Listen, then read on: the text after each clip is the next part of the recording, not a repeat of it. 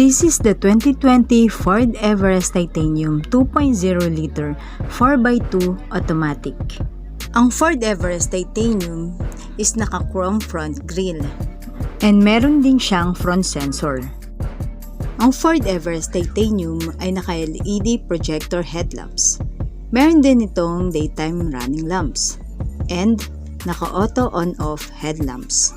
Ang Ford Everest Titanium ay meron ding front fog lamps. And it also has splash guards. Meron din itong side steps or tinatawag na stepboard. Ang Ford Everest Titanium is powered by 2.0 liter TDCi single turbo diesel. Displacement 1996cc. Maximum power 180 horsepower at 3,500 rpm. Maximum torque 420 horsepower at 1,750 to 2,500 rpm.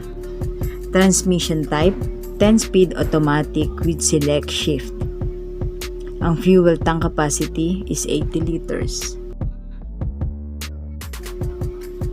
Ang hood ng Everest Titanium ay naka-hydraulic hood lip strut na.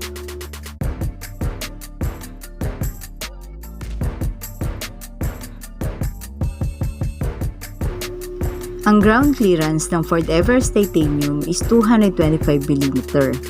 Meron din itong 800 mm water wading depth. Ang side mirror ng Ford Everest Titanium is naka-power folding na, naka-power adjustable, and meron siyang side turn indicators. Meron din siyang paddle lamps and meron din siyang blind spot monitoring system.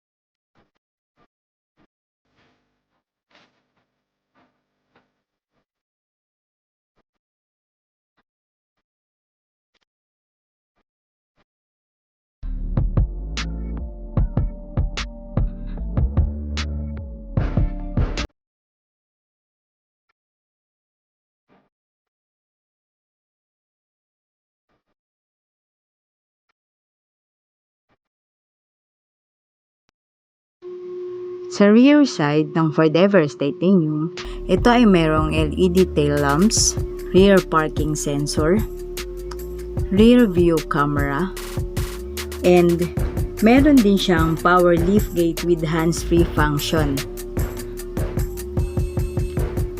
And meron din siyang volumetric burglar alarm system and splash guard. The Ford Everest Titanium available colors are Arctic White, Absolute Black, Sunset Red, Meteor Gray, Aluminum Metallic, and Diffuse Silver.